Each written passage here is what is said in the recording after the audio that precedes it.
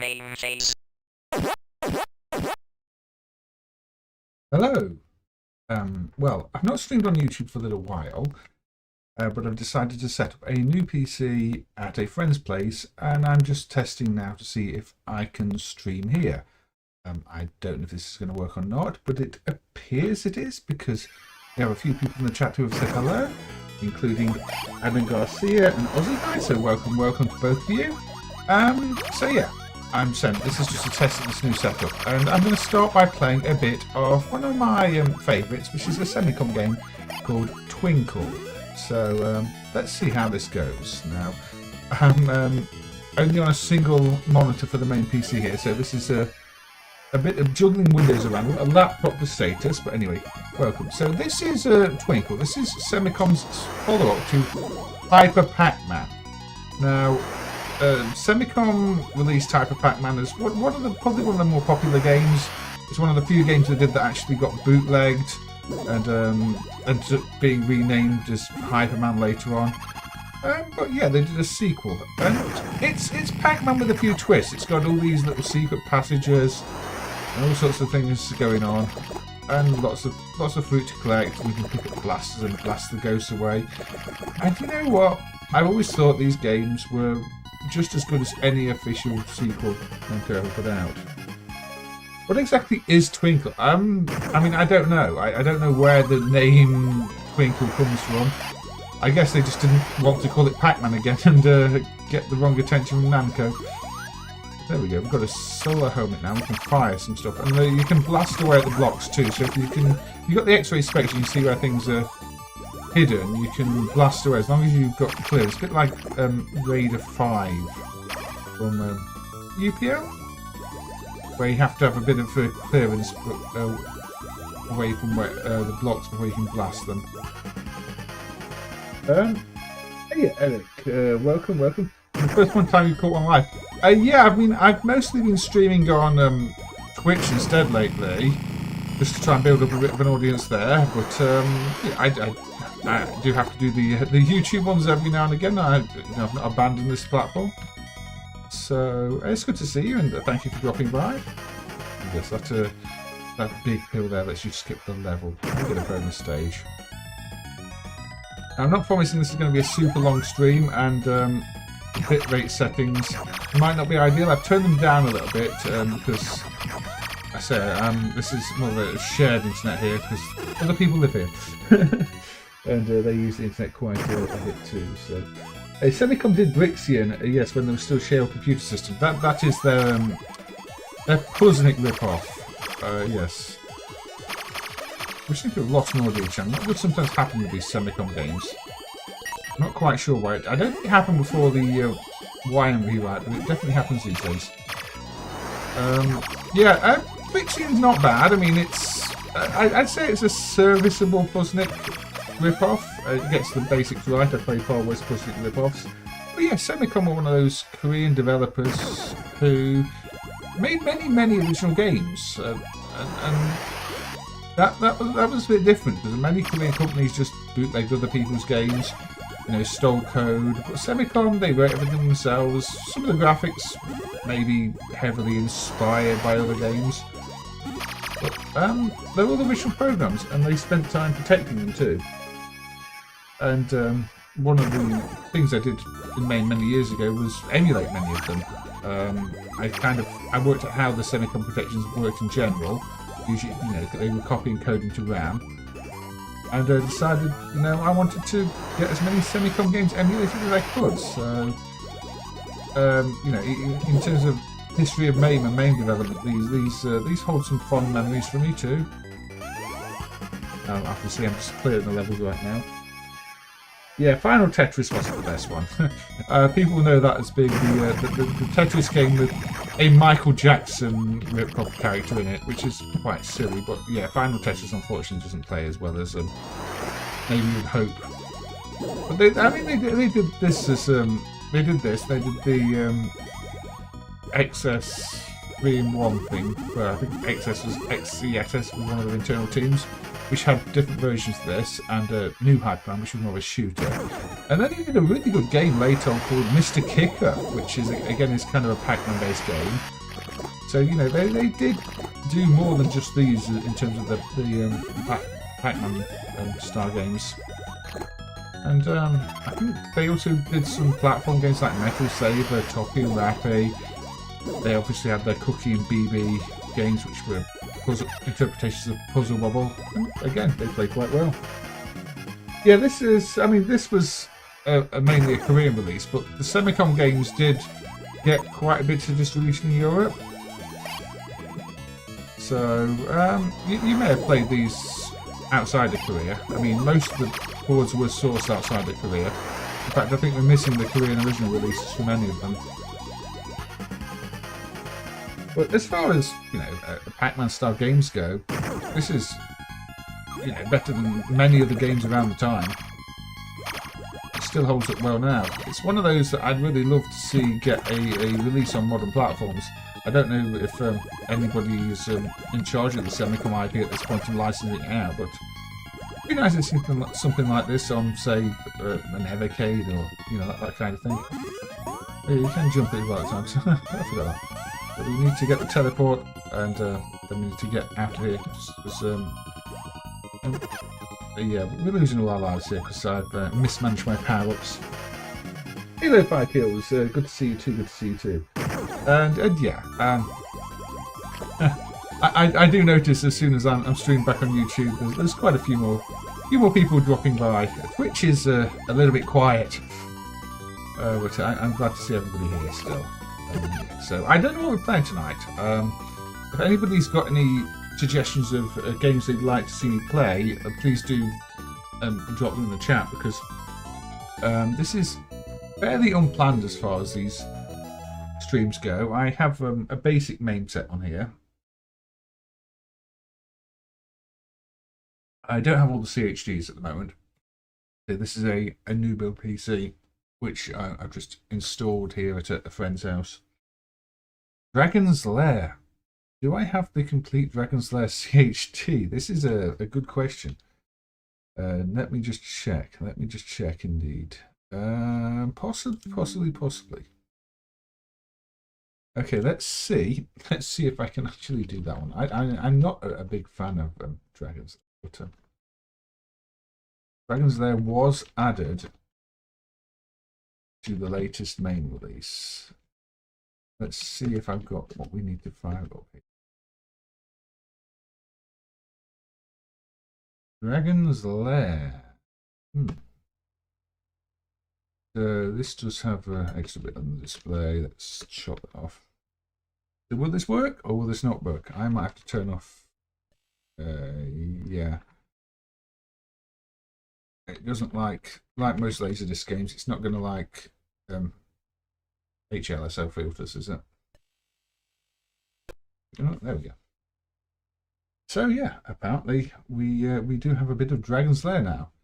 There's no interlace avoidance or defilter, whatever, de-interlacing filter yet.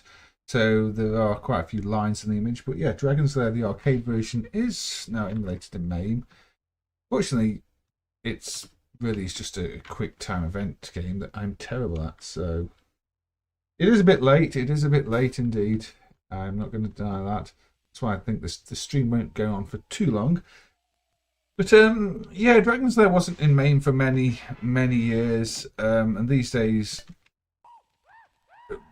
you know, this arcade version is pretty basic looking compared to the compared to the newer remasters. And yeah, it's just a case of learning what to do in each scene. And if you don't know, you're just gonna get killed. You're gonna die repeatedly, and you go out the door. No. To me, this isn't really much of a game, though. I mean, presenting random scenes, in which case it's never clear what you're meant to do. Just press a direction, and unless you know which direction to press, you're gonna die and die again. And I think that's it. I think I just lost all my money. Yeah, we can have another go. It is well drawn, and you know, people will say, "Oh, it's amazing because it was an animated cartoon back in the day," but there's not much in the way of gameplay here.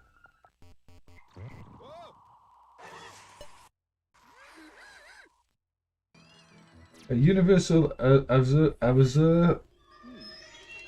I don't even know how you say that company name. Sold Dragon's Lair in Japan. I think from what I was reading, the European version of Dragon's Lair has extra content compared to all the other versions too. So, you know, I know to press right on the screen now. I don't know what to press on this screen. I mean, what am I meant to press? Down? Down, run. No, that didn't work. So, sword? No. Left? No, I just... It's really not a good game, is it? I mean, I don't feel I've been in really real control at any point. It's just a case of, rather than ever, just remember what works on each scene and what doesn't, and maybe one day you will know. Now, not that apparently. One interesting thing is the quality of the capture here is so good because it relied on many laserdiscs and the technique called stacking. You try and get the best possible image and, you know, avoid as many dropouts as possible. So I'm assuming when there are little glitches in the image and little sparkles on the screen, they're just part of the original recording that will always be there, even in a supposedly perfect capture.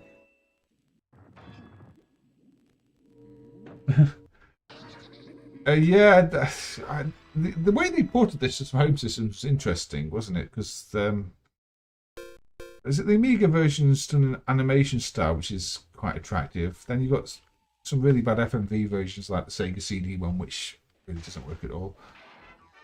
Then was it the Game Boy got a port of what was Roller Coaster on the Spectrum, but with the Dragon's Lair theme?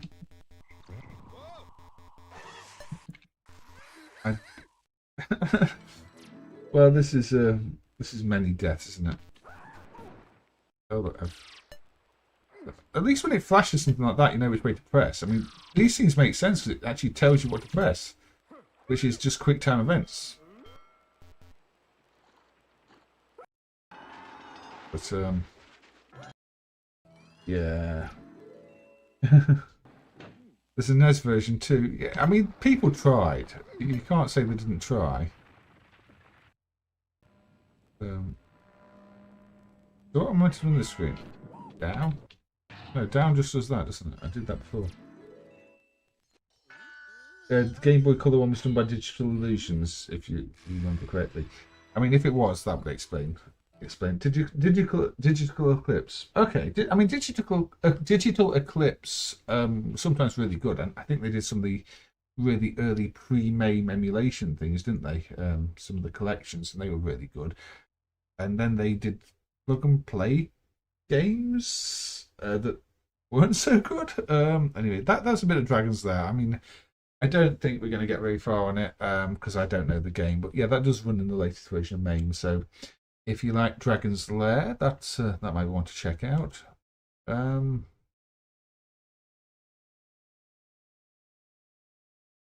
Just play a classic, I guess. I guess they're all classics at this point. But let's put on a bit of a Batsugun, the Total shooter, and see how this holds up. Hey Jason Flat, welcome. And also we've got Extreme Rec, welcome. Reactor UK. You were wowed by Dragon's Lair when you were 7 to 8 years old in the UK. Yeah, I think that's the thing. It did wow people with the graphics. And yeah, I'm not doing too bad. Reactor UK, thank you for asking. I've just been a bit busy. Obviously, I've been a bit stressed out with main development and trying to deal with all sorts of things there. But otherwise, yeah, personally, I'm doing pretty well. Yeah, this is the final version of Toplan's last shooting game, and often considered proto bullet hell because they reduced the hitbox sizes and all sorts of things, and made it feel a lot more like the later shooters. So this is considered an important game. I don't necessarily like how much this loops once you complete it. I think you have to complete about 10 loops to finish the game. I should really try and avoid bullets. But yeah, they gave it a touch up. They recoloured it. Quite significantly tweaked the gameplay. Don't know why it's got that. Is it a hand giving you a thumbs up when you use a bomb? But yeah, it's a special version of the game, and it is genuinely different. It's one of those that is set as a clone in MAME when it probably shouldn't be, because this is a separate release of the game with very different content, and it's completely redone in places, and enemy balance, just using the same backgrounds and basic levels, and obviously evolved from the original code base. But it is a separate release, and it's one of those where MAME probably shouldn't be considered to be a stream. And can you run this on an Astro City cabinet? I mean, if you've got the original PCB and hardware, I guess you could. So let's pay attention to the screen again instead of the chat. Now, I'm doing something a bit different. I've got the chat window on the laptop this time to compensate for only having a single screen on the PC. So we're going to have to see how that works. Yeah, I don't know how to avoid balls of bullets without just getting out of the way entirely, but I think that's the point. You can't dodge those. You can bomb. John Bluff, we're going to make the secret of NIMH and the land before time. Yeah, Snow Brothers 2 is actually really good, though, Aussie Guy. I think it gets overlooked because it's a sequel to a game that everybody liked anyway, but it did have the 4-player support, and also I guess it gets overlooked because of the mess with selling it, where it's just got Hanafram on the screen, and then we've got a bootleg, I suppose a bootleg version of Snow Brothers 2 that's got all the original credits intact, even if the supposed official release has got them missing. So yeah, that was a really messed up release. So look at all these. Also, yeah, they put those really creepy lifelike pictures in the export version of Snow Brothers 2, which doesn't help. If you want to play Snow Brothers 2, just set it to Japan, so you don't have to have those really creepy pictures. But yeah. Yeah, this game just got so many lovely effects. I mean, Cobra-Command did double up the VDP for this one, so they've got twice as many layers and twice as many sprites available as the older hardware, and in this case it's mixed in quite a complex way as well. So it's a neat little piece of hardware, this. has to be said. I mean, everybody says it's like Turplan 2 hardware, like all the rest of them, but this is effectively Turplan 2 hardware with double the video power of the traditional Turplan 2. So it's more than just the same hardware as the older games, and it shows. I mean, Batsugun and Doggyun both use this, you know, improved board with much better video capability. Let's continue now. The visual style is fantastic though, and I do really like the rebalanced colours in the special version. So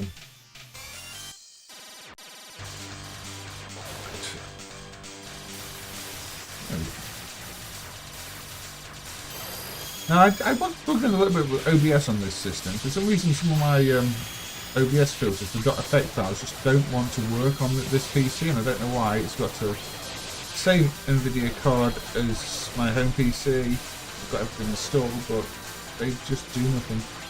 They just blank out the image I'm trying to use them on. So I don't know what's going on there. So I had to turn off a few shaders and things like that I was using in places that may not have been obvious anyway. It's like film grain ones and the live image at the start. That's something I have to sort out. The main filters still work as they always have to. Yeah, it's always interesting trying to move across a setup you can use elsewhere to a completely different location on a completely different PC. Just look at how many my shot power here. This is ridiculous. Oh my god. I'm not good at shooters. I enjoy them. This thing having priority over your bullets looks a bit odd, but that is how the PCB looks too. I guess it's meant to be highlighted for some reason. But yeah, I had that confirmed on the PCB. One thing about Batsugun I've not had confirmed on the PCB is the weird coloured background when it's set to European, the original version at the end of the game. The end sequence text has a white background, which looks odd in MAME, but I think it might still be correct. Just an odd choice of palette.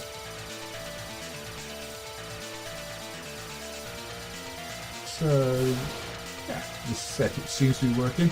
I'm not getting any bitrate warnings from OBS, which is good. Maybe I've put up the bitrate a bit close to what I used to using.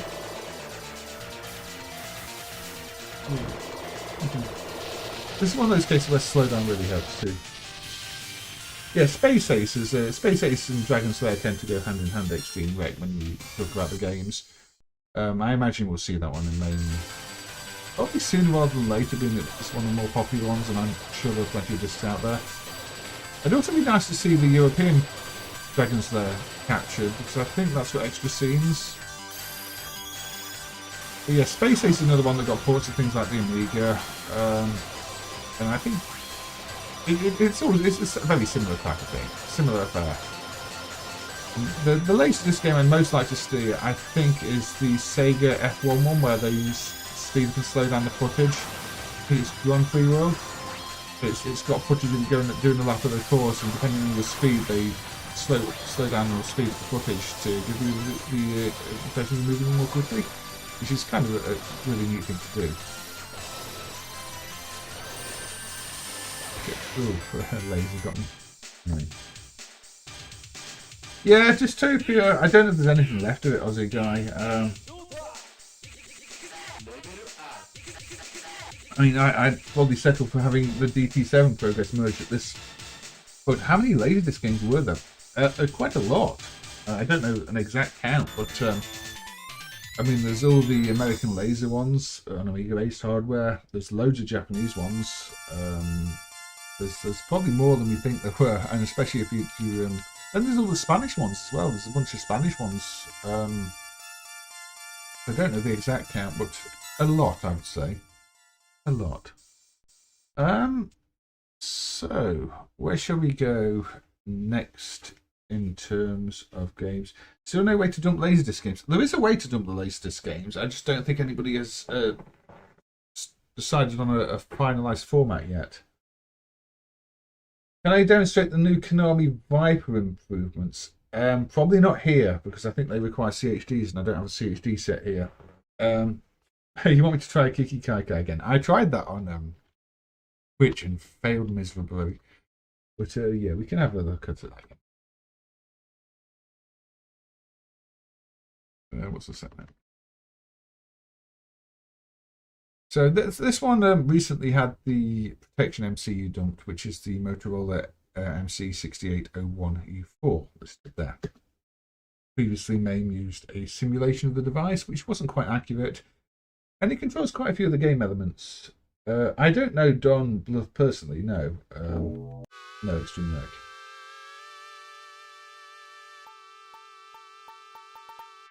What was the first computer game I really enjoyed playing when I was young? I mean, it would have been one of the Spectrum games. I know I had a Space Firebirds clone I rather liked playing, and games like Styx, which was one of the Matthew Smith ones they did before he did Get Set Willy. I quite enjoyed that. I don't know exactly. There were a lot of them. Penetrate was a Scramble clone that was pretty good. Yeah, early Spectrum games, well, early relatively, you know, when I got my Spectrum when I was, what, 7-ish, I want to say, the late 80s. And then, you know, I really enjoyed things like the Dizzy games and puzzle solving. And even some later Spectrum games. This is where I failed last time. I failed to beat this boss entirely. But yeah, I grew up my Spectrum and then later on a CPC. And I enjoyed a lot of the games on that. I can't specifically say which was the first one I enjoyed. I don't quite know how to deal with this boss. So, to get to the second level, that will be an achievement. Sweep attack on them. And that works. I don't think you can attack them. You just have to avoid them. You just have to avoid them.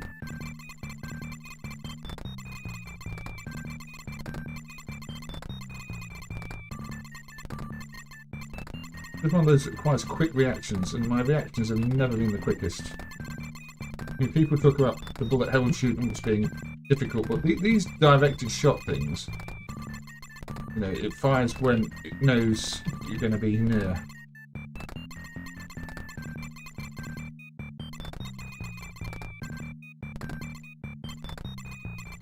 You've also got very short range attacks. It's one of those where the attacks is not balanced. Your attack is much shorter range than the enemy. Now the enemy's chasing you around, and I don't like it. The first fucking Rocky game.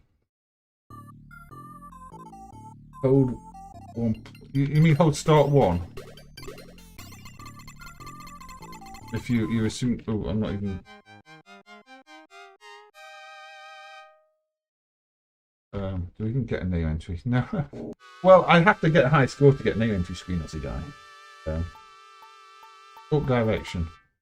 Well, if I actually get a high score, which is incredibly unlikely. I got a bit further than I did last time. I actually got to the second stage of the boss, but then it's like, still got me.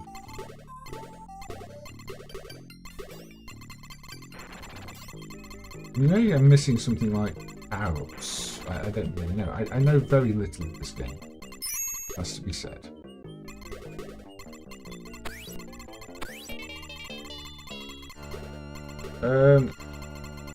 This would have been a game that came out in Japan. It was bootlegged outside of Japan as Night Boy, but the original, I believe, was the Japanese release. It's one of those where you can get enemies drop things and you can't get them as well, which is a little frustrating. But look at that. You try and be too aggressive, and this is what happens. Yeah, I got one of the Pokken Rocky games on the Switch, the Reshrine one. Which, yeah, I'm not very good at this, as you can probably tell from watching me play.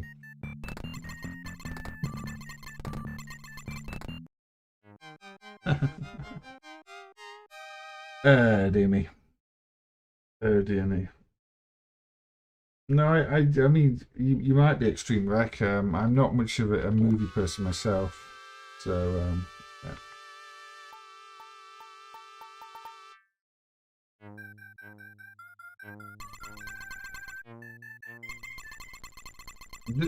This game is Kiki Kaikai and it came out in Japan. In the arcades.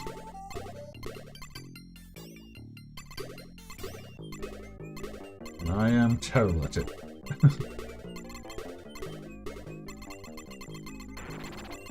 But it's a nice little game and I'm glad it's now properly emulated. At least I think it's properly emulated.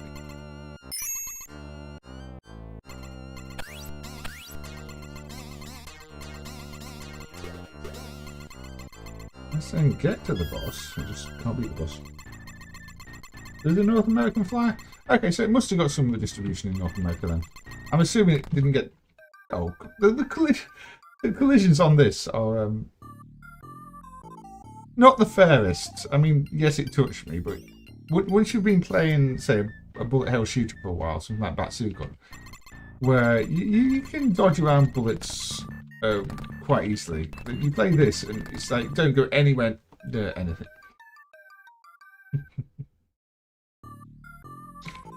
Yeah, if I die again, I think we're just going to move on, because I clearly need to practice this game off stream. I did better on my first turn. I'm just trying to be too aggressive now with it.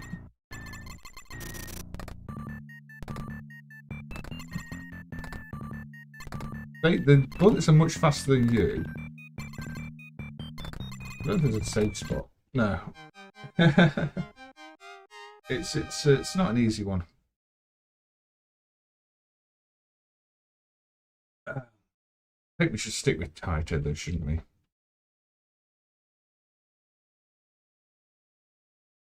Let's I think this is horizontal. Taito L system with a bit of Kuri Kinton.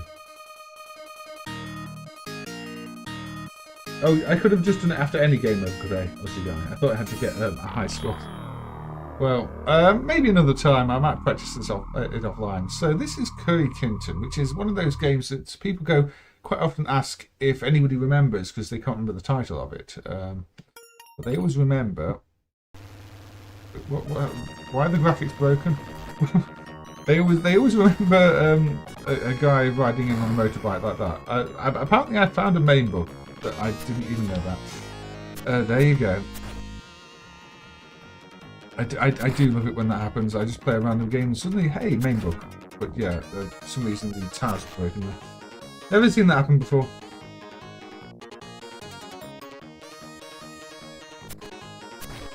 Yeah, this is a little bit like Kung Fu Master, but with a different style to it. And obviously it's more fast-paced, less precision-based, but... Ooh, make it slow down there. Maybe a bit of a combination of Kung Fu Master Shaolin's Road, VR Kung Fu, I don't know. It's an interesting one.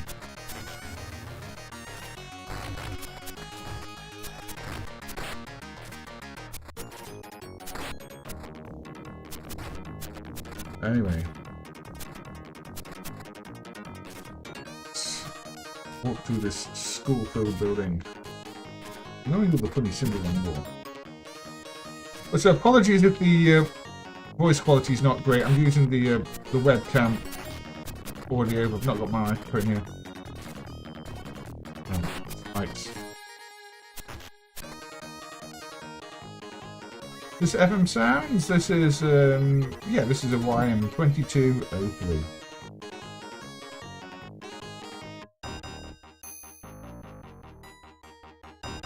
And yeah, this only got a partial localization. As you can see, a lot of the text is still in Japanese, which fits the theme. But if you want to know what anybody's saying, this is not the game for you.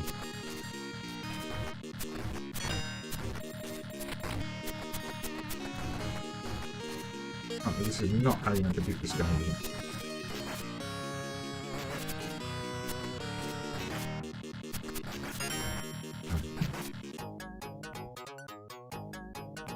This is going to be another one of the games where I die on the boss, isn't it?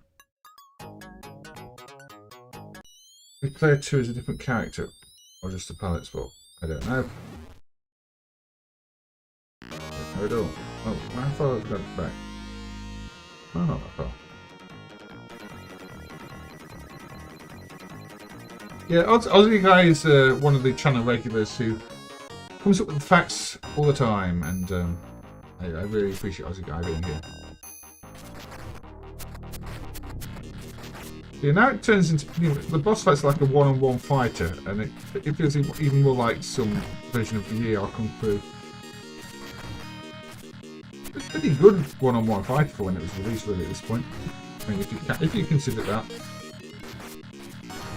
But I'm not good at it.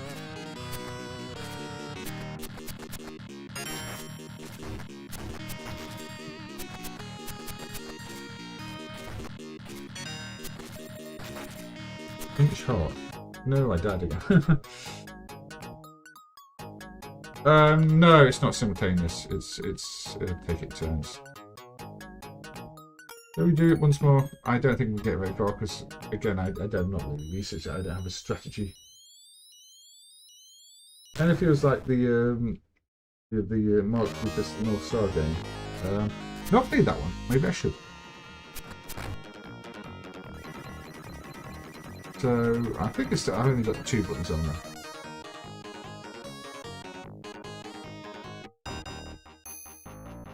It might be player 2's different if it's take it turns, but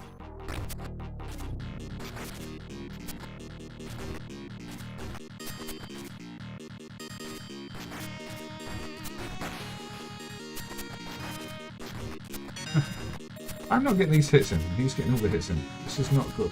No.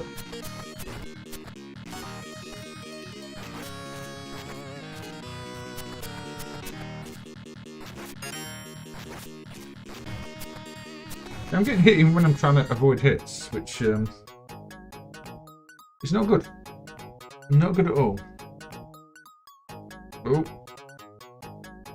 Warning, the stream's current bitrate is lower than the recommended bitrate. That might just be the setting I've chosen, though. I don't know. I don't know.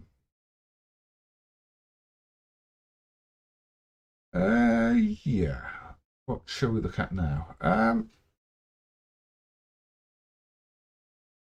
Let's have a look at Bobble 2X because I saw on Twitter earlier something about some cheats in this one. Well, not cheats, secret codes in this one.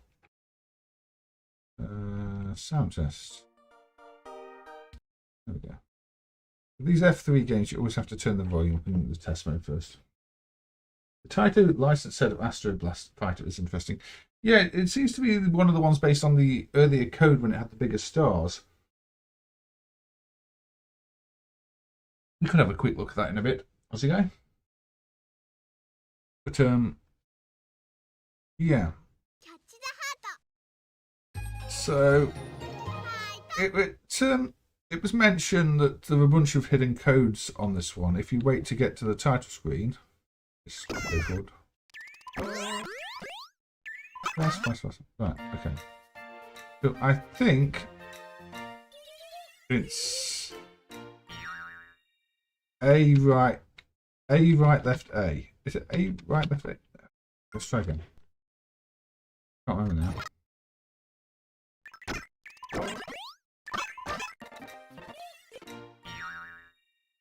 A right left A? Yeah. And if you do A right left A, it puts those 2 little characters at the bottom of the screen, which means it says another world there, which is not the prequel to Flashback. It just means we've got a different set of levels, and also we have the Buster Move explosions. So yeah, the Buster Move again explosions. So different combinations of A left, right, and A again give different effects. You can either enable the explosions without the extra levels, or you can enable the extra levels without explosions. But yeah. Apparently the Saturn version's got the same sort of codes in, but done differently. In a lot of communities. Yeah, I mean, if you've got those interests, it makes sense to bring them here. It's just, I do know quite a few film buffs myself, but it's just not my thing. I'm more an emulation person who spent most of my adult life studying emulation and not all those other things. I mean, I don't even know that much about all the games, just the emulation technology. Wasn't that the code for the super mode? I can't remember. It may well have been. I mean, Taito do love their codes and reusing their codes, so that would be a very Taito thing to do.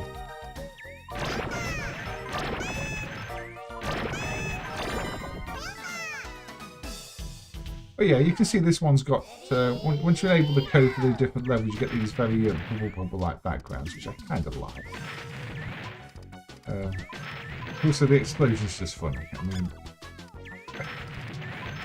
the whole history of Puzzle Bobble and Buster Move and it almost ending up without Bob and Bob outside of America, outside of Japan is an odd one, especially considering, you know, how iconic the game became because it had those characters and because it's so cutesy that the rest of the world almost did not get the cutesy version.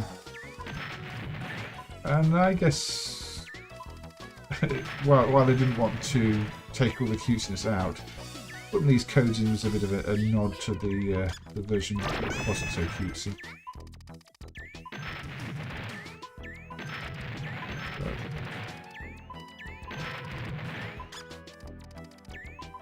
Anyway, in other news, the only undumped Taito GNet game has shown up, which appears to be some sort of mini-game collection featuring loads of other Taito IPs. It's got like Arkanoid stage and stuff like that.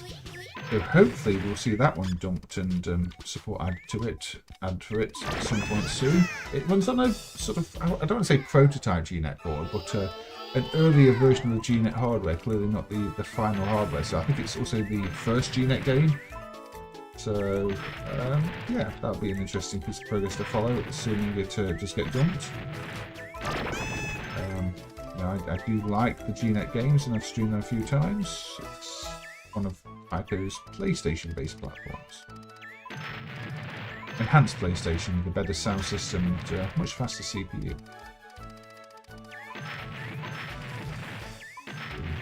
Which was strategy. Yeah, the Bubble Buster prototype is the example of what the rest of the world was going to get if we didn't get proper Puzzle Bobble on the Neo Geo in the end. I do wonder how the timeline would have been had. I'm assuming SNK must have made a decision on the Puzzle Bobble to keep it cutesy. Taito definitely weren't going that route before the Neo Geo version came out.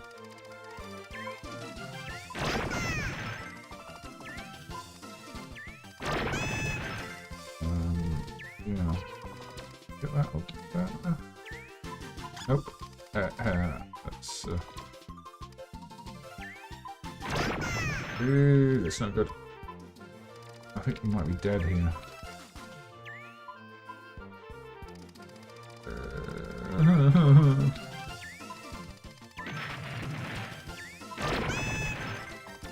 Oh, wait. There we go. Time bonus is nothing. So, once I die, maybe we'll look at Bubble Buster.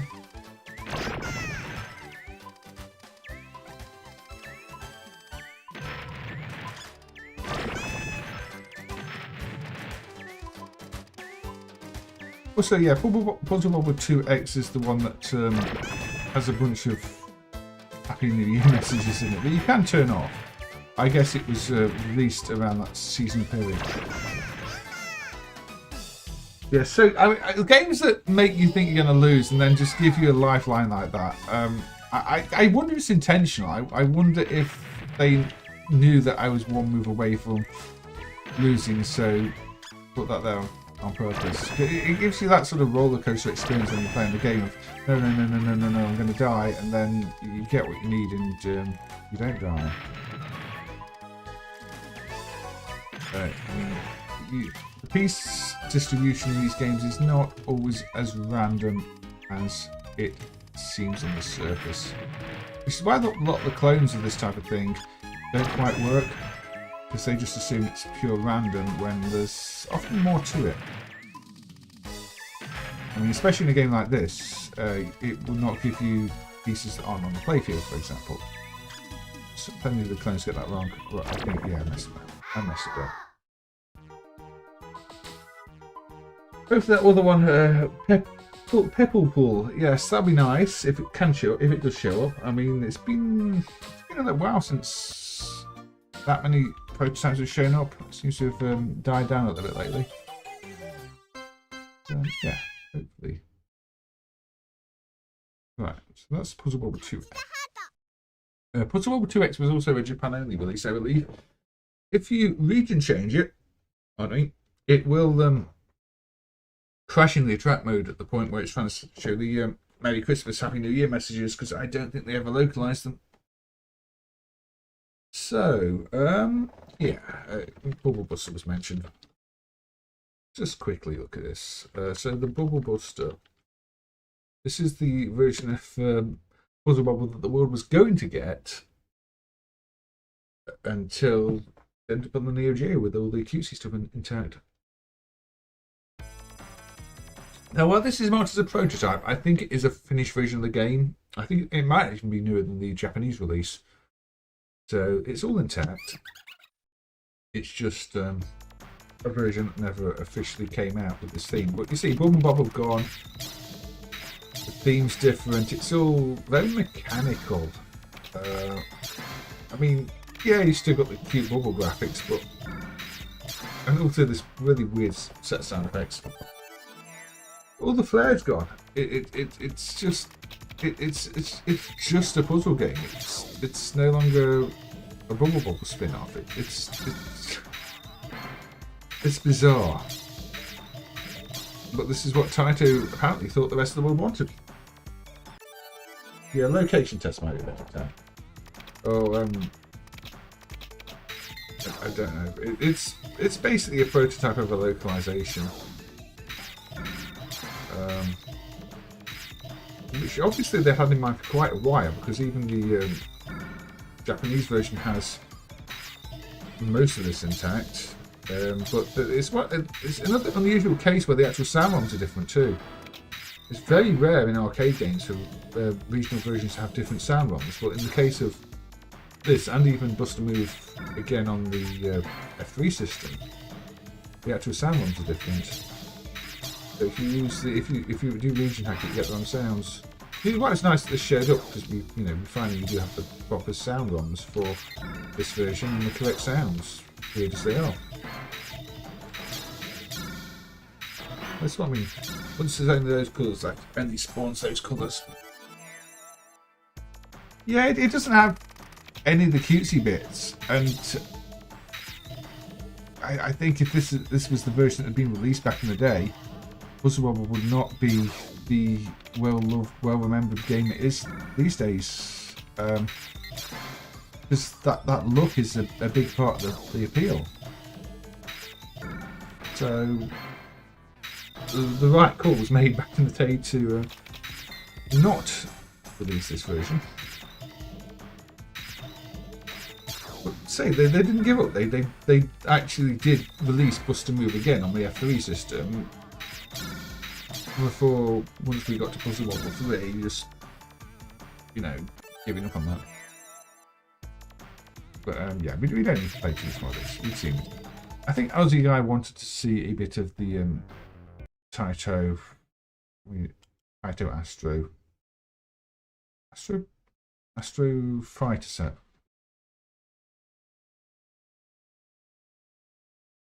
Yeah, Data East in 1979 released Astro Fighter, and Taito licensed it.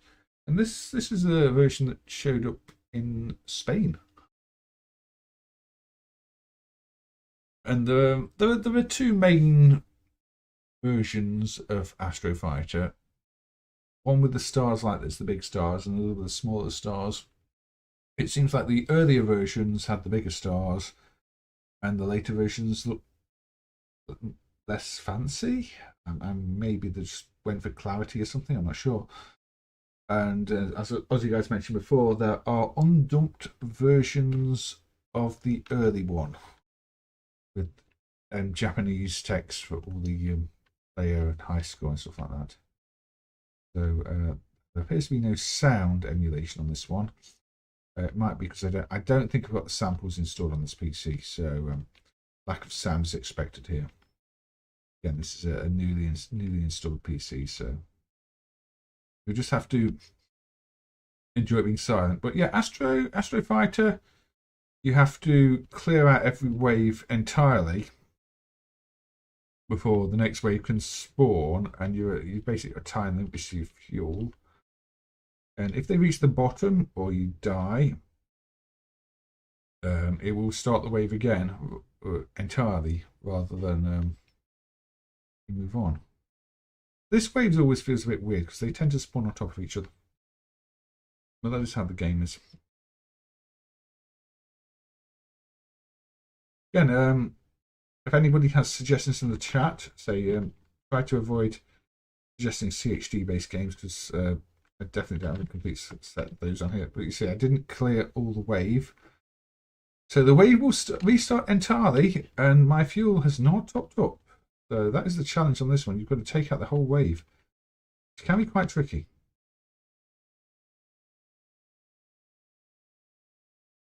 And you don't want these to get to the bottom. And you can't move too quickly.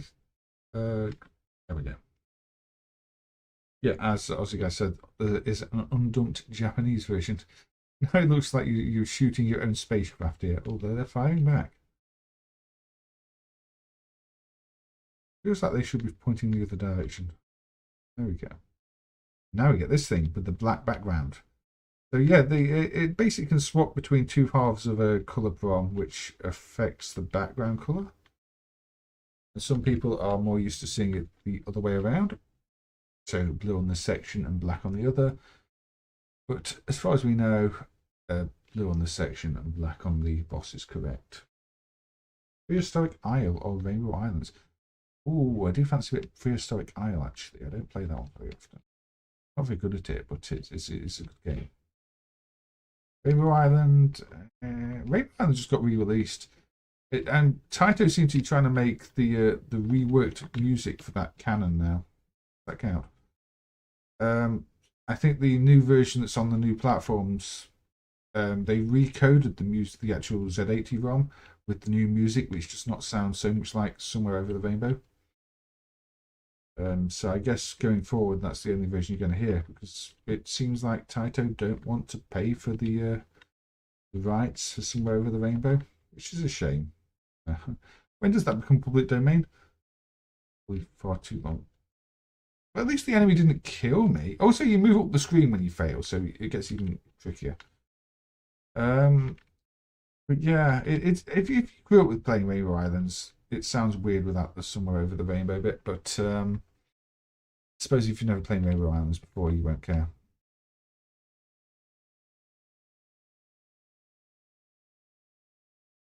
Talking of early things I remember games designer on the Spectrum, which was a shoot 'em up designer, which had some things that felt a little bit inspired by this. Punching Kid, Andromeda SS. Yeah.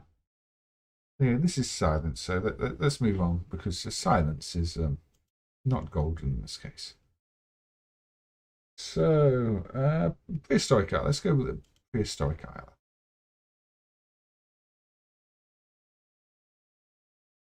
Prehistoric Isle in 1930. This did get a sequel on the Neo Geo, which is one of those pre-rendered monstrosities, although it's kind of fun.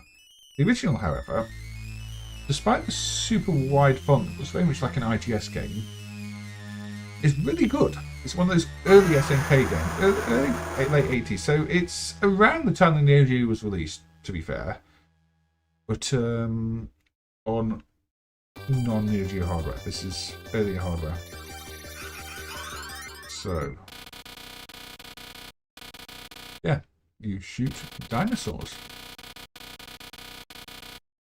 Got a bit of story. It does feel like almost like an early Neo Geo game. And look, the island looks like a big sort of crab thing.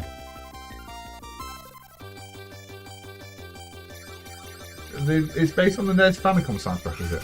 I mean, it's not that different. It just sort of takes out the main little somewhere over the rainbow bit. But it sounds odd if you didn't go with that one.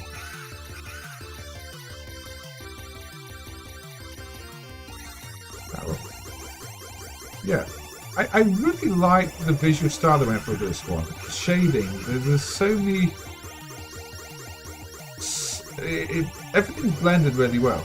It's almost the opposite of the pre-rendered version, where there's just such abrupt palette change. It looks really smooth here. Let's get our bombs out and so you can move your weapon around like this. So now I'm dropping these blades. So basically, you rotate your weapon. I do like games with rotating weapon systems when they work. I always be reminded of the cases where they don't, though, like Gadget Twins on the Mega Drive, which I really wanted to like and could not.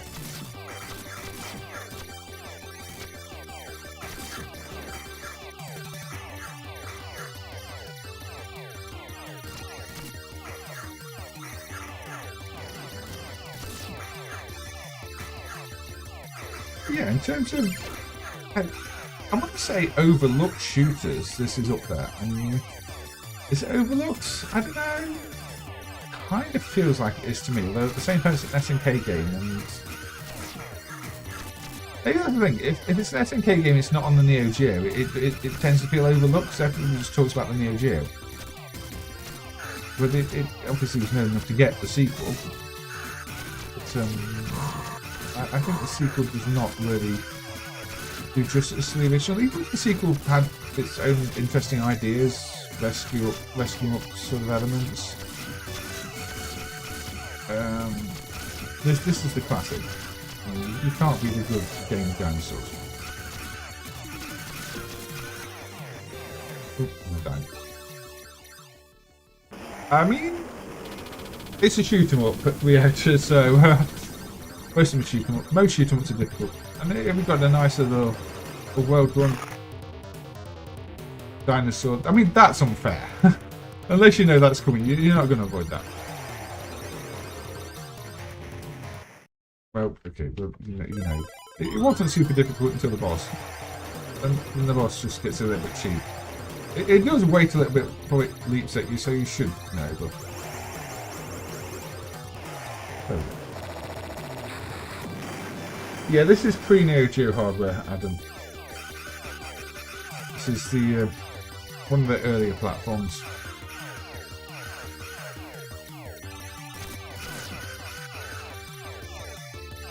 I'm surprised nobody's ported it to Neo Geo actually, unless they have.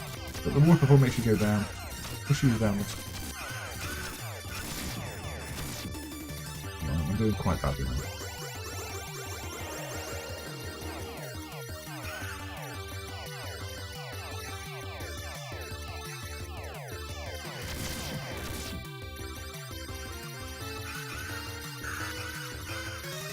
One of those which changes direction quite a lot as you move through the level, as you notice. And reminds me of, what is it, Mr. Helly in that sense.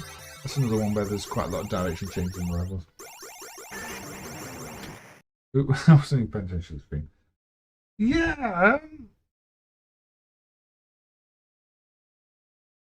I mean, Ninja Combat is ADK. ADK designed the Neo Geo hardware, so it kind of makes sense.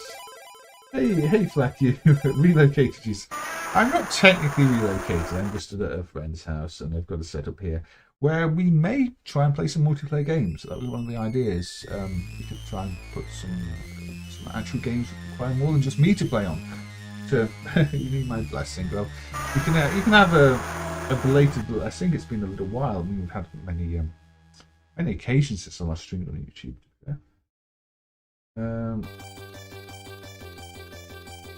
Yeah, I played that one. I do like some of those Soviet games extremely. Can't remember the short name for it. I like the one where you throw moving sort of bar thing. The one that's a bit like bowling, the one where you play moving bar at shapes. This is not the one you're talking about, but it made me think of this when this subject of Soviet games came.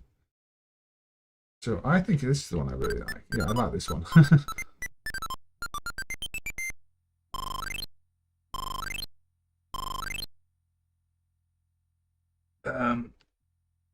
In Gang Wars, yeah, that does also look. There's a few of the pre-Neo Geo games that do have a bit of a Neo Geo feel to them. This is Sky Adventure, is it? That's also got a kind of early Neo Geo feel.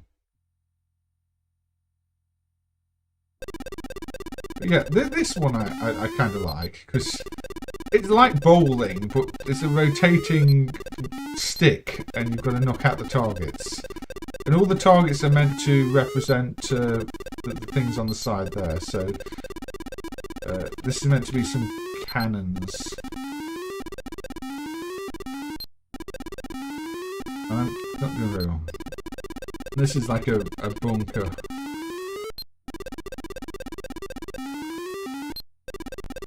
And that's two soldiers, not a word.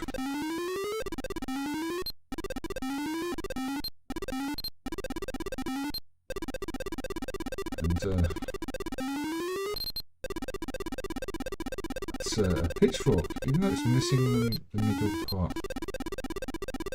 I mean, yeah, it's not the most advanced game, but I kind of like to see different takes on common things, and this is clearly a different take on bowling. And it's very much a Soviet game. I guess I ran out of sticks before I completed it, though. I did not get to the end. I mean, this is the kind of thing you played as a kid, really, isn't it? You just build things and throw sticks at them and knock them down. Maybe that's the appeal. Maybe that's why it's so much fun. It just reminds you of, you know, fun little things you did as a kid. Yeah, I mean, there is, and I'm glad they're emulated. I mean, these would have, without emulation, these would have been lost to time. So I used to have to clear this, but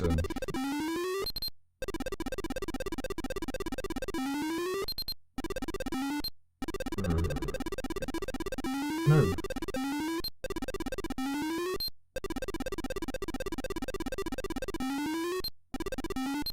I see Night Slashes is getting a remake on modern platforms. It looks a little rough, if I'm honest. But we'll see. It might play well. I mean, I thought the Snow Brothers remake looked really rough when I first saw the screenshots, but it actually plays really well. So I will not judge it yet. I'm doing worse, Tom. Nope, did not do very well at all. Hey, Carlo. Carlo Pepe. Not bad, thank you. I hope you're doing well yourself. Yeah, so a little detour to one of these Soviet games there, which, you know, I do enjoy. Firing up every now and again.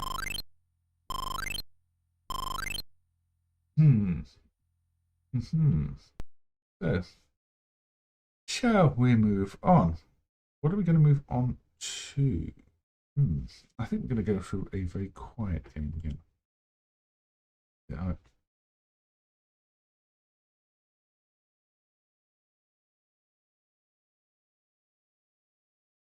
This is Wanted from Sega, and I'm pretty sure this one is a prototype because it's got a blank ROM. It feels incredibly unfinished, and for 1982, it's absolutely ridiculously dated. So, you basically walk around a maze and have to catch the criminal. Pardon me? And not those. You avoid those guys. Thing is, you don't even have a gun. You have a teleport button. The only button you have is a random teleport button, which You know, it's about as much use as you'd imagine. And yeah, the guy stole the money, and then he'll come back and he'll try and steal some more money. And yeah, it's just to chase him up, and it's terrible.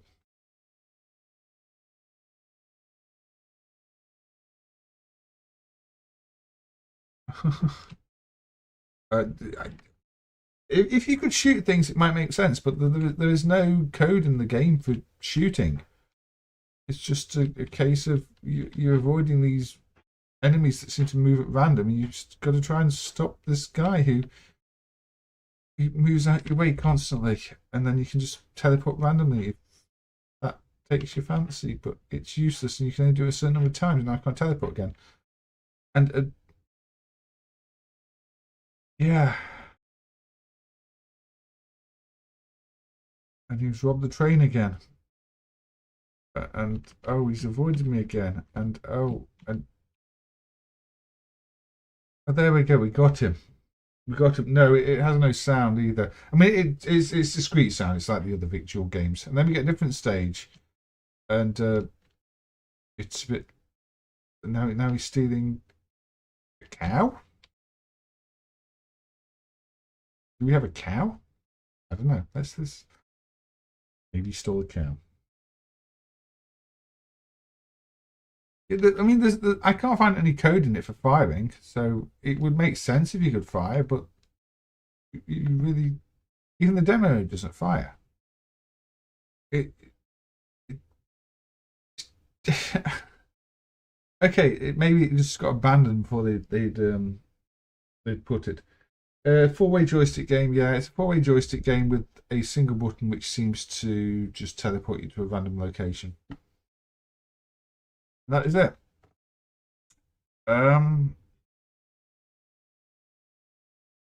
This game might be called Wanted, but I think it is most unwanted. The teleport is right. It's like why would I want to be there? That might have been useful.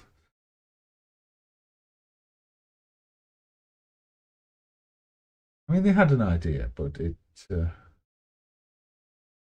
Now there is code for sound. It's just discrete sound, and the sound is the discrete sound was not emulated. The only thing I can say about this is it's got some decent portraits. If you loop the game, you know it's got some nice big images, but there's so little game here. I think there's another like 2 or so stages with different maze layouts, but the enemy character so aggressively avoids you, and the others move so randomly. It's not fun. There we go. It's Stage 2 again. It's welcome BM. Welcome BM. I thought you were saying you were Atom, but I guess you are not Atom because Atom is also replying. I don't know. But yes, this might be the most cowy stage I've ever seen, if those are indeed cows. I mean, the problem is, unless it's a standard soundboard, I don't think anybody's going to record samples from it, but it's probably a standard soundboard. I mean, these Victual games tended to be. There were a few soundboards, tranquilizer gun board. It could use the tranquilizer gun board for all I know for sound, but currently there is no sound hooked up. There's an unused fourth criminal. Yeah, so they didn't even implement all the criminals they show, by the sounds of it. I mean, it's too little too late. By 82, the world had moved on, and there might be a good idea somewhere, but it just doesn't work. So we will not play any more Wanted. Why did mid-80s, 90s game? I guess cost and familiarity with development and things like that. I mean, I'm not sure. I don't have an exact answer. Where should we go next then? Where should we go next? If nobody's suggesting anything, I'm just going to go and blast a few things in Tazz-Mania. Not anything to do with the TV series or the games on the Mega Drive, just some good old blasting fun. Marvin's Mazes. Marvin's Maze is not a fun game. Extremely Mega. Yeah, this is run around as a green, froggy, blobby dude and blast everything while the war's closing and don't do what I just did there.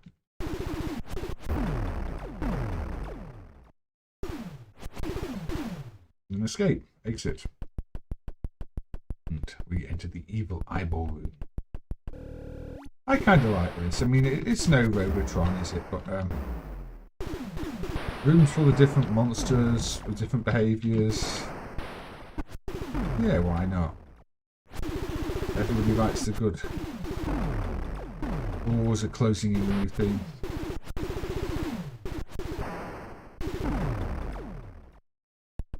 Oh yeah, Alibuchu or Andromeda. I'll have a look at those in a bit.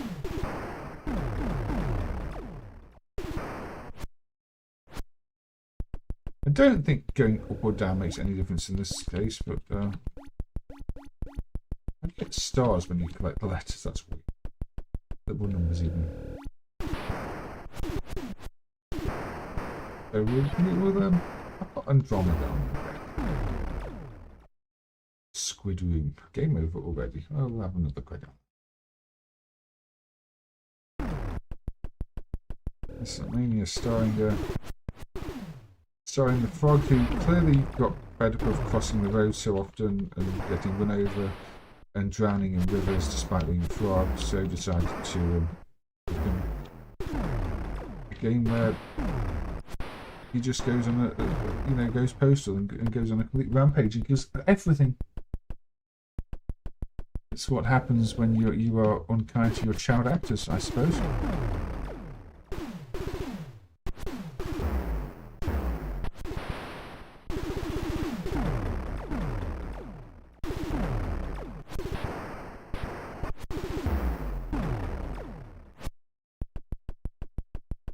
Is it true that Starride the bankrupt of Williams? I have no idea. That is another Laserdisc game to look forward to one day then. I don't know if it's any good, but it's definitely got some interesting fish. Probably not very good at this game.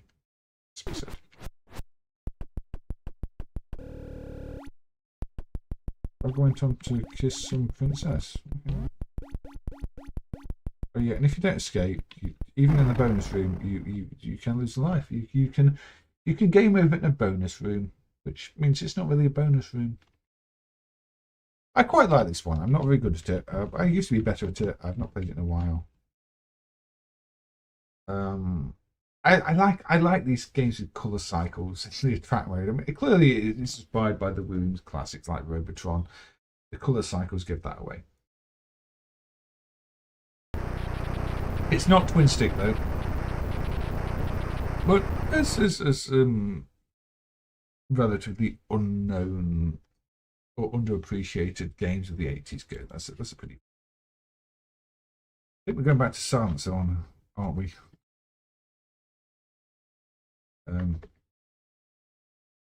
This is Andromeda SS from IRAM, which is one of the ones Aussie guys were requesting. 1980. Nice at the track number there. This is one of the ones that was dumped in recent years. And there was only a bad dump of this for a long time, and yeah, it's an IRAM. I'm not going to say Space Invaders clone. It's not even really a Galaxian clone. It's got its own attack patterns with the enemies flashing and moving in this fairly attractive pattern. Again, it's a shame it's silent. Why are most older games vertical? I'm not sure. I guess it was just a trend that caught on. Maybe space. I mean, you can pack a vertical screen into less space than a horizontal screen, but that seems to be, clutching at straws in terms of an explanation. I kind of like vertical layouts, and with phones these days, we've even gone back to vertical layouts. Although that's not quite as good. Yeah, if you shoot the one in the middle, you get bonus points too, but it only appears briefly, and all the others try and block it. Point. Yeah, there aren't loads of sprites. A lot of the video here is tiles. If you notice, they never overlap. They're moving very carefully, and when they dive down, they move in steps because they have to move in tiles. Yeah, they look awesome. A bit like vector games look awesome. I haven't played any vector games today. I mean, we went to widescreen at the end, didn't we? Because it's meant to fit our field of view better. But something about vertical games, which means that when you focus in on them, maybe that's it. Maybe they feel bigger because we have wider sights, so we try and focus in on them. And I don't know. It's not filling up our vision, but it's making us try and zoom in on them so that you don't see as much of the screen. I honestly don't know. Could be to differentiate from consumer TV experience. Yes, I mean that is possible too. Could be financial. I don't know. I've never read an official reason. Could be one of those cases of just because Space Invaders ended up being so popular, everyone went with it. I mean, Pong wasn't vertical. But yeah, we are playing another game in silence, unfortunately, yeah. I'm getting there. They do overlap in these cases, but you can tell they will erase each other. Breakout was vertical, yes, it was the other guy. But again, that from a gameplay point of view, that makes sense. When I was looking at the recently emulated TV voice stuff, trying to play that the Space Invaders clone, and they'd rotated the game so that it was using the whole of the horizontal space because it's a horizontal system. And you can tell why, because in the sort of breakout Space Invaders games, you want that space between you and the enemies, which works better on a vertical screen from a gameplay point of view. A bit like shoot 'em ups. You want to see more what's coming towards you. So vertical works better. I mean, for something like Pac-Man, I don't think it would have made a difference. Pac-Man could have been horizontal. I mean, I say that it would feel very weird these days, but it could have been. And, it didn't need to be vertical from a game point of view. But yeah, this is a fairly basic thing, but the colour cycling enemies differentiate it a bit, and their attack patterns, and just trying to shoot that thing in the middle, get more points, which I failed to do. Today I you. Today I you. Today I you. What was the first game to use a horizontal monitor? I mean, I'm pretty sure things like Computer Space were horizontal, so maybe the first to use vertical is the question. I don't know. We may look at Olibuchu later, but I want to play Scorpion. Go for a bit of Zachariah. I want something with sound and a bit of speech.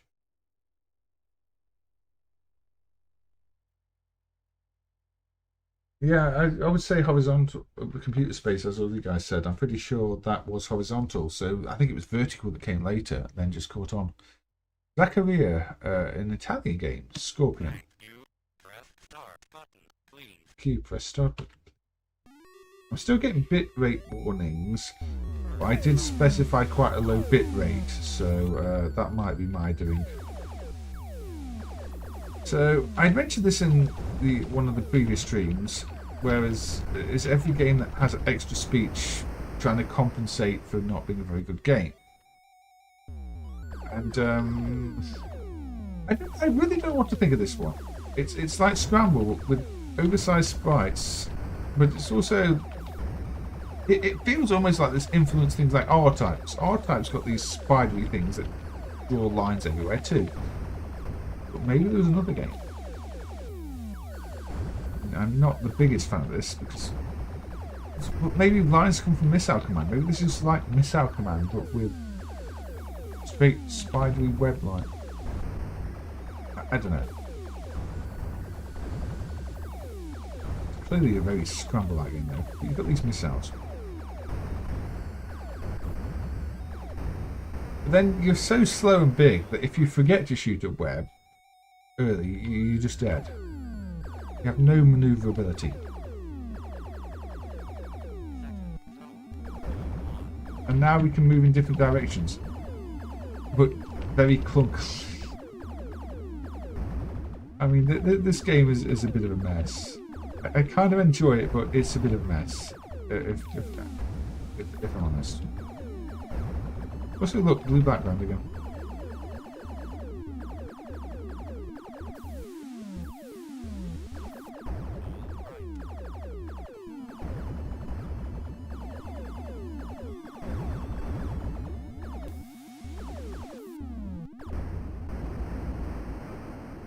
Feels like Monster Zero. If you wish to continue your game, press together start 1 and start 2? What? Well, that's right. That's a very weird continue feature. Start 1 and start 2. Opposite snake. Yeah, that's one way to describe it. Opposite snake. There you go. Now we can't fire at all, but we've got the scorpion. Now we can fire. But again, massive bullets, tiny player. I mean, not tiny. Tiny bullets, massive player. That's what I meant to say. How would we fire? Do we just die? Why are the spiders in space? Because that's probably where spiders came from. To be fair. Maybe where you have to shoot at this point. Yes, let's try again. Thank you. Scorpion boss wins fatality. Yes. Maybe I just need the actual missile at this point. I don't even know. I have no missiles left, so probably not. Or I've really failed. I think Scorpion boss may win again. Sakurai did like their games with stages though. If you look at this, almost feels like I'm assuming it came out before Laser Battle. It feels like it's sort of prequel to that in the sense it's got a bunch of weird space stages. The Spider Scorpion theme is more coherent than Laser Battle that just goes all over the place. Yeah, let's not Salamander. I do wonder if it influenced any other games. It probably didn't, but how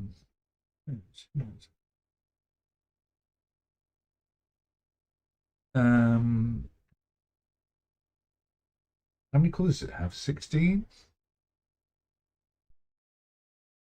That many? Don't know. Let's go. Who are you on? And okay. Play. Undercross from Konami. Now, I believe this is one of those which now has an improved protection simulation, unless I'm getting confused. Because the protection MCU for a bunch of Konami games, I say MCU, it's custom chip that executes code a bit like an MCU that the games upload programs for. More like a sort of fixed function thing, but very basic opcodes. It executes little snippets of code. and it's very difficult to describe. It doesn't run as a full CPU. It just runs little programs until they terminate. They do protection-related tasks. So it's sort of a CPU that's not quite a full CPU. But anyway, I think this is one of the games that now uses the improved HLE. It's not emulated as a CPU, but it's emulation was improved. No, it doesn't let me continue without an extra coin. I had to add a coin to Atom. I think that's implied. This is another one of those where there's multiple different versions, I believe, with different power systems, because no, that was rubbish.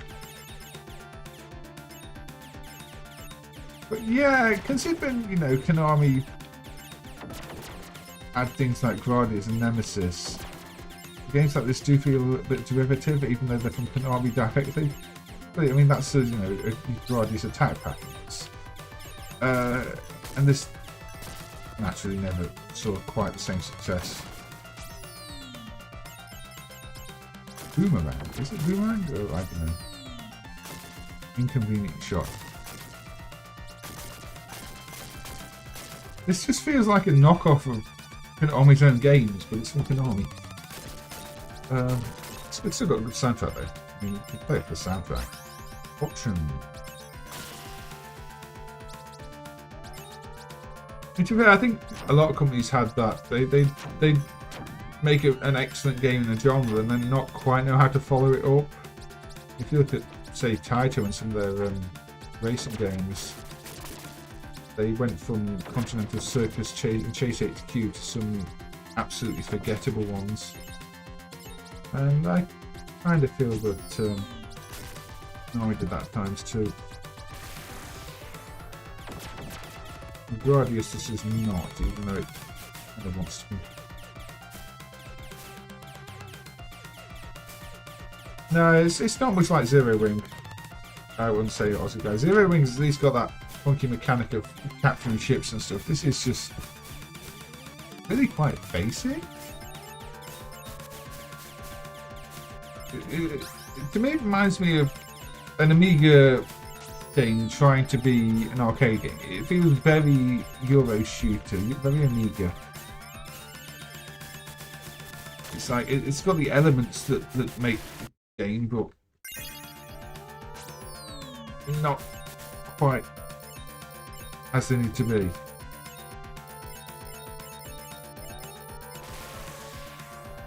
I think the version, there is another version I think with a better power system which may help. This is unless I'm thinking Chrono Cross 2, but this I believe there's a version of this with a more traditional power system. The music's art, but the gameplay feels very Euro.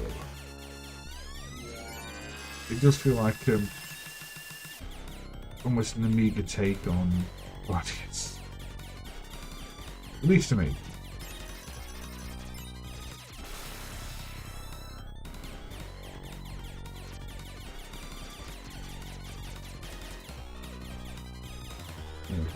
I'm probably going to aim for about 2 hours of this stream, because it was meant to be a test stream. It is, well, 2 AM now. I don't like being shot there. So you've got about, what, another half hour, so yeah, about another half hour stream. Yeah. Maybe, I don't know. It's I don't think it's a bad game, it's just not a classic game.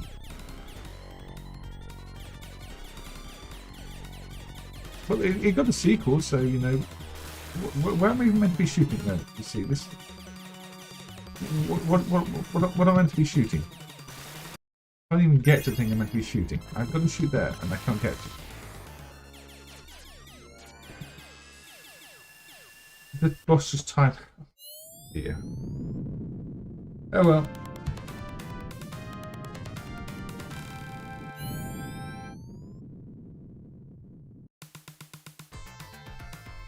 And one of the other sets starts on this level too, which is a bit weird.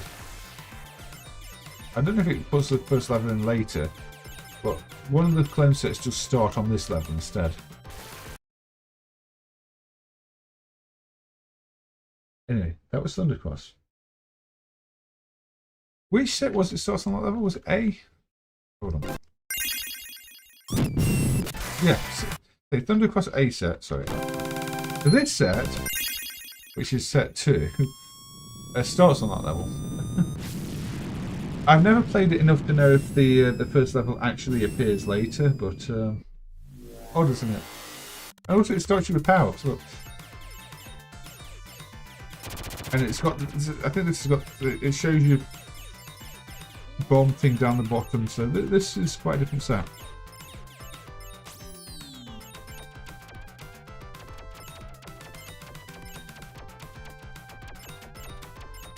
Why does this set exist? I don't know. Is this a hack? I don't know. Is it a demo, location, test, rebalanced version of the game? I honestly don't know. It feels more immediate. You know, you've got this permanent power up. You've got more interesting things going on the first level than just flying through nothing. It feels more R-type, you know. Carry air wing, maybe. The narrow passage there is very R-type though, if you remember the classic component from the original R-type. But you're definitely more powerful. Still doing terribly. Definitely more powerful, which probably is meant to make it feel a little bit better. It feels like this is a response to the game maybe not being as well received as they wanted, so they cut out the first level, but who knows? I've really not read any story about it to know for sure. But this level does feel like there's a bit more going on. First level just felt dull.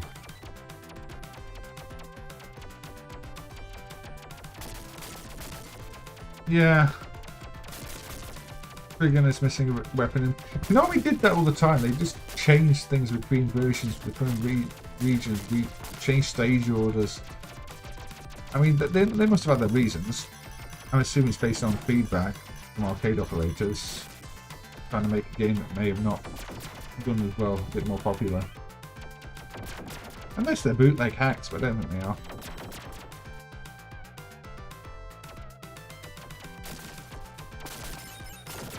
Yeah, I kind of like this version better with the better power by default. Not so much pea shooter.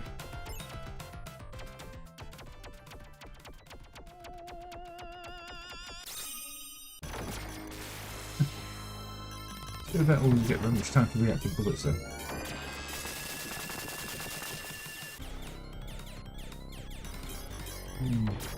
Ooh, you see that bullet came at me very quickly.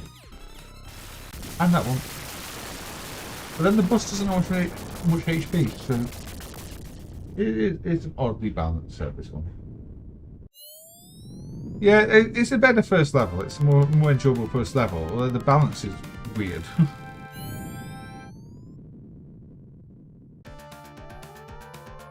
But there you go. Now the original first level is this level. Unless that was the original order, I don't know. But I think the fact you've got the power-ups by default here makes me think this is a later version that they tried to make it more fun.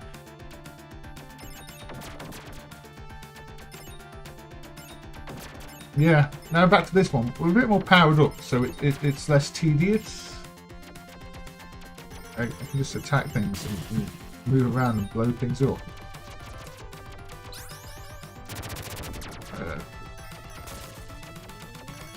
I don't know. It's an odd thing. I do need to do a stream of games with very different version variations, and well, you know, ones where the stage changes and the like. And this would be one that I would cover. But that's the city in the background now, isn't it? So the city we were in is now the background, which kind of suggests, I don't know. That's where you're going. Yeah. I don't know. I'm assuming this was a later thing. No shoot button. I guess that means no If you don't want to continue, press the shoot button. I prefer this version, but that might be just me being a gamer who wants things to go boom more quickly. Cobra-Command or Rambo 3?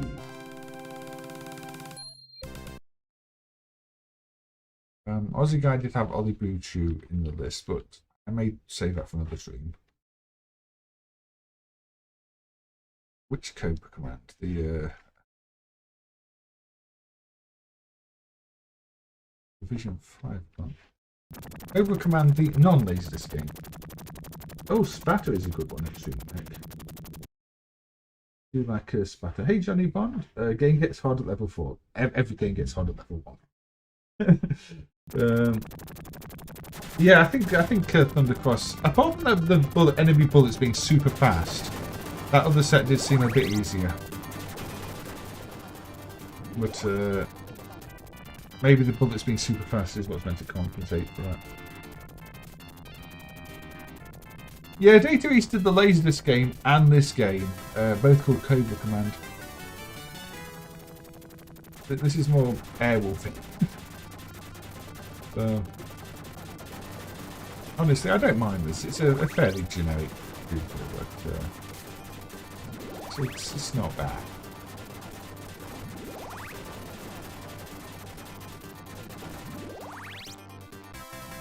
Checkpoint again.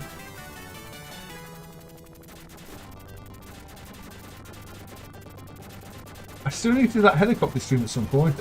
That's been on the cards to tie into Bloggo's Power for a while. This is on that list along with Gyrodine and a few other things.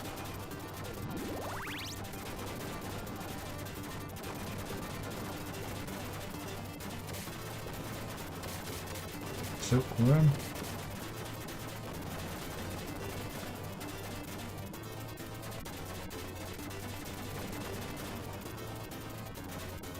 I don't think it really needs to tell me it's seen one, saved one, seen one the whole time at the bottom though. It's an odd touch. It's a powerful speed. It's a powerful missile. Feels like a news broadcast, of course.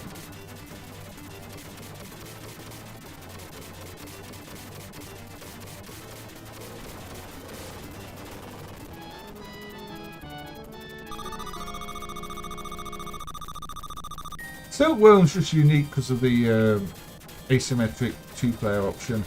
I mean, in the end, they're helicopter shooters. I think they were going to look a little bit similar.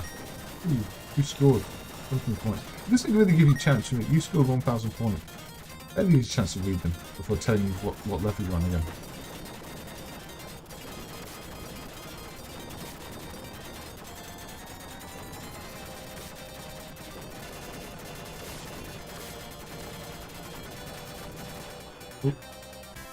Drop.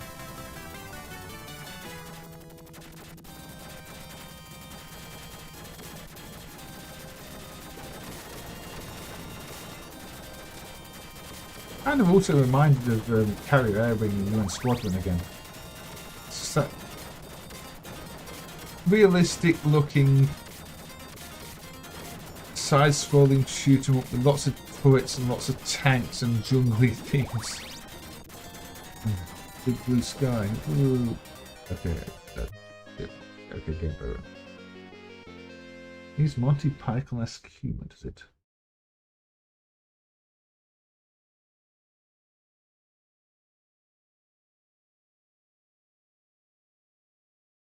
Are the revisions of this? Do the revisions of this have different different level layouts too? Then, Carlo, is that what you're saying? If I play a different set, it's going to have a different layout.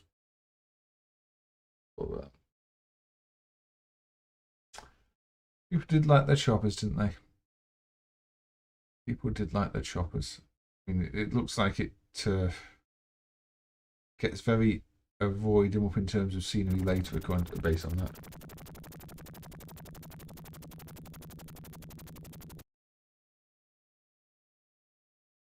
Right. Where shall we go next? Yeah, it definitely goes into one of those, almost, it turns into Super Cobra, doesn't it? Shall we play Super Cobra? We play a bit of Super Cobra.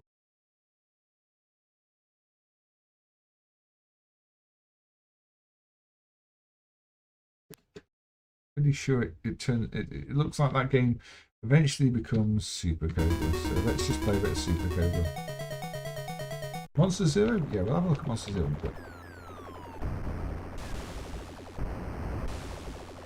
It's Scramble with a helicopter.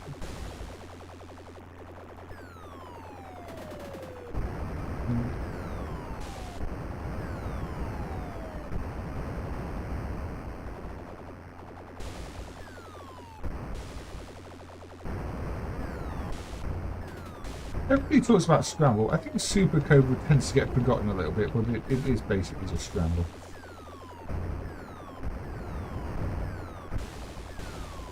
But with different enemy attack patterns, a helicopter, yeah, you've still got to bomb your fuel to get fuel.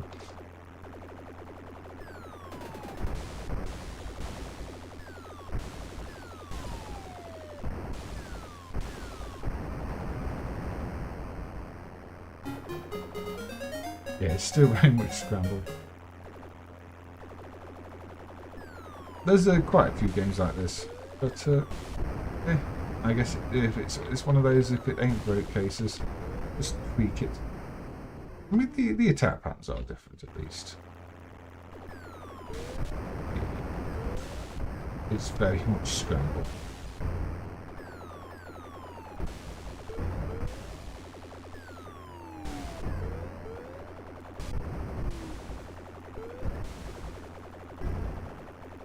Over.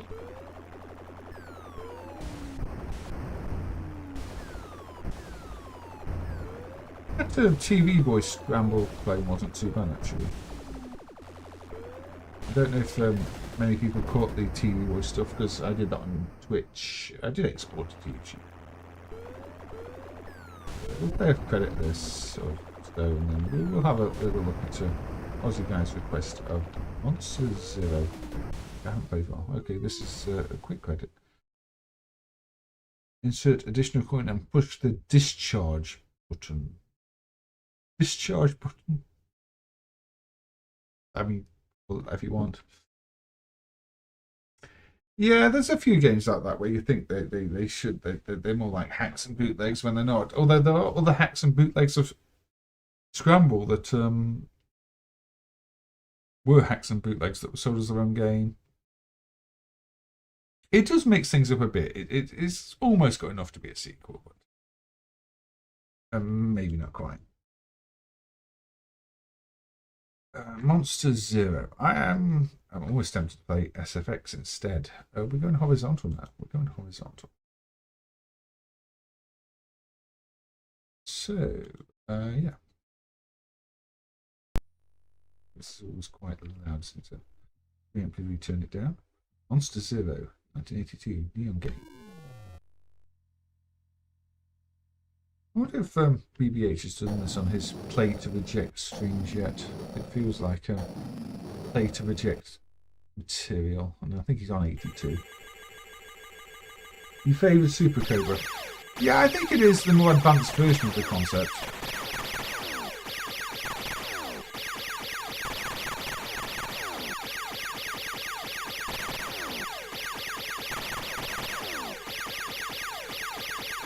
Tell you what, the default shader makes these stars look incredibly trippy.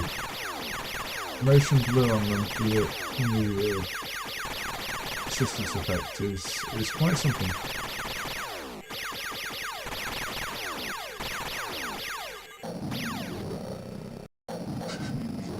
Those balls.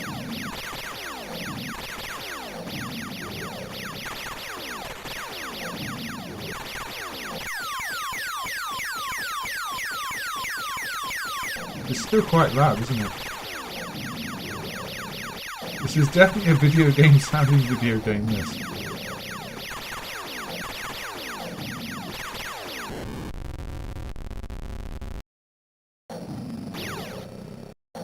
I mean, the ship looks like the ship from Moon Shuffle, from what I remember. This is another Nichibutsu game. Well, it is a Nichibutsu game. I think this one's Neon System. It's very Nichibutsu. It's a...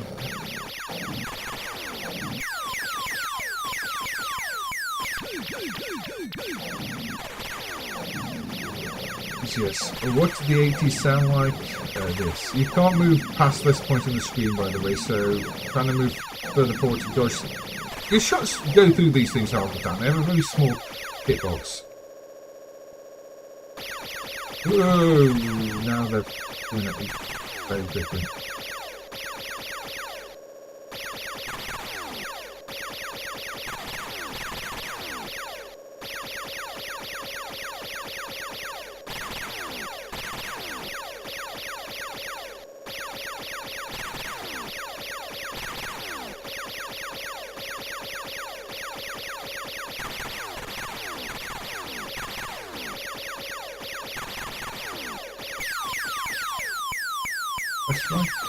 No, missed it. Yeah, collisions are meant to favour the player when you shoot things. In this case, they don't. Right. Shall we hit... I love that it tells you to hit the eyes when you get to the boss, when it's good to get the boss first. Also, it kind of spoils the boss, but, you know...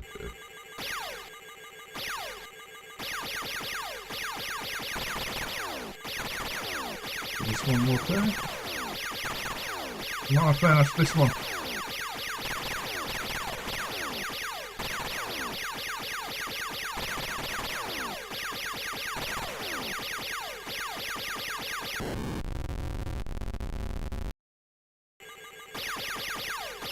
Yeah, it's a classic 80s game. I do think the hitboxes favour the enemies a bit too much. I mean... You can tell your shots are going straight through them most of the time. Where do you actually hit things?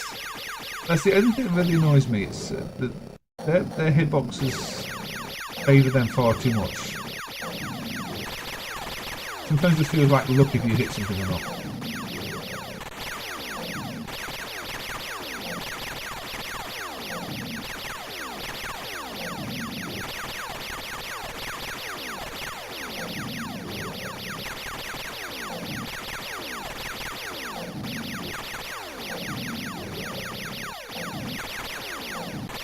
You can place these with Bubble Bobble and call it Mega Blast, and so it's a Taito game.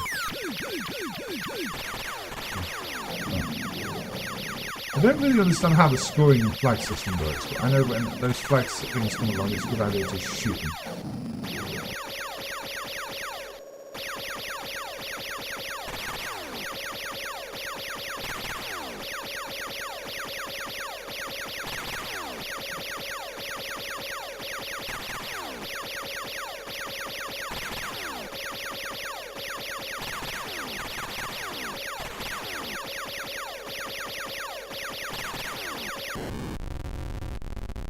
Died.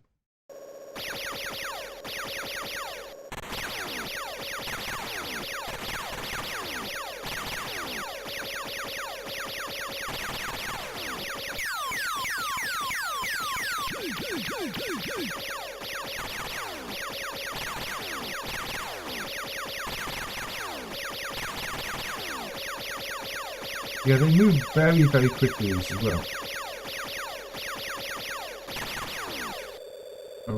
What we got now? Oh, we got sources, and I pressed the wrong button. Press the windows, excuse me.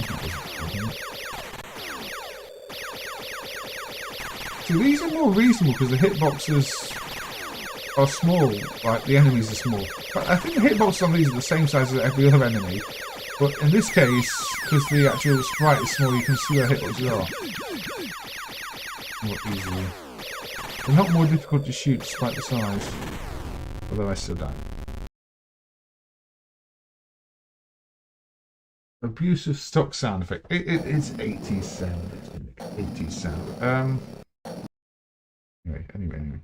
I didn't get to the boss, but yeah, that's a bit of Monster Zero.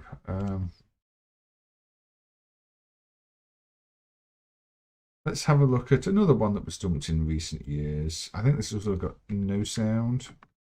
I think we're back to Data East. 1979, the same year they did Astro Fighter, they released Saturn Space Fighter 3D, which is a Space Invaders clone, but with a brick wall. What makes it special is it's got multiple game modes. So you can set the second game mode. Now the UFO drops out enemies one at a time, like this. Sadly, again, no sound emulated at the moment, but I think this is one of the more interesting takes on Space Invaders. You know, they could have just cloned Space Invaders directly, but instead they tried to give it new mechanics. They tried to make the UFO drop the enemies down. In that sense, it's a little bit like Battle Raider on the cassette vision, where there are always new enemies spawning in waves, but here it can actually render a full set of invaders. Just chooses not to at first. Each of the 3 game modes is different in terms of how the enemies behave, how they move. So here you've got the UFO moving back and forward the whole time. Mothership. It's more like a mothership rather than a cowardly UFO. There we go. The ship has been defeated. This is actually quite tricky. As you can see, I've not even cleared out the bottom row yet, and they're near the bottom. So I do need to get rid of our little orange boys here. Yeah, unfortunately, once you get this low, you end up in a death loop, which is a slight problem. Anyway, I'm dead. Let's just look at the third game. Yeah, once they get that low, it becomes tricky. I guess the idea is you don't let them get that low. But look, in this case, they're sort of bouncing off each other, which again is a different movement pattern to your regular Space Invaders type game. So yeah, I can appreciate this. They tried a little bit harder than they needed to. Tried to go, we want to do Space Invaders, but we also want to make it Arrow. We want to make it a bit different. There are a few companies doing that. If you look at Space Fever High Splitter from Nintendo, that's got its own twist on things. There's a few. Unfortunately, it's saying no sound emulation at the moment. It just gives it gives it a bit more character. And yeah, it's not a classic like Space Invaders, but they're enjoyable.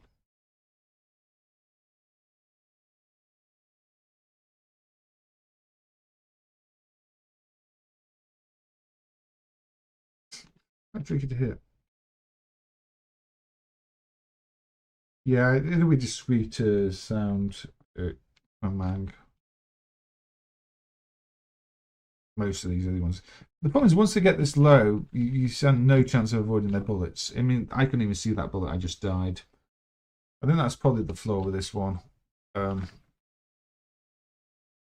that level. Did we do the first game? I think the first game is Space Invaders, isn't it? Yeah. First game is more or less Space Invaders. And yeah, the title of Saturn Space Fighter 3D is ridiculous. I guess 3D just because there's 3 games. I mean, it's the 70s. Maybe even the concept of 3D just meant something different then, because it's not a 3D game in any way. Third dimension is another game mode. Anyway. We're definitely approaching the end of this stream though. So we're coming back. Why is it flashing blue at me? Well, that was the... Was that the UFO actually doing missile? I don't have a clue why it flashed blue at me.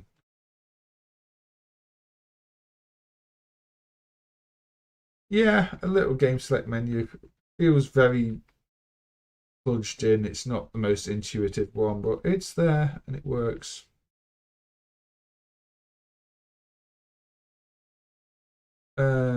Yeah, that's a little bit that one. Another recent dump. It would be nice if it had sound. It doesn't. Was it cocktail only? A friend of yours dumped this. Dillweed, wasn't it? Aussie guy, I think. Was it Dillweed? I think Dillweed did dump this one. Anyway, I said this was meant to be a stream of about 2 hours, 1:55. It is now 2:30 in the morning here. So I think I'm going to call this one for now. I mean, it shows the streaming setup works. I can probably tweak some of the streaming values, but yeah, I'd say this has been a success. Yeah, Dillweed. That's what I thought, Aussie guy. Dillweed has come up with quite a few rare games over the last few years. Yeah, thank you everybody. It's been lovely seeing you all. You know, I've not been on YouTube for a while. I have been on the Twitch. So if you want to see streams I'm not on YouTube, then say there might be some on Switch, but I'm probably going to switch to YouTube for the next few, and then back to you know how it is. But yeah, thank you everybody. Take care and say lovely seeing you all, and I will catch you on the next one, I think. So good night everybody.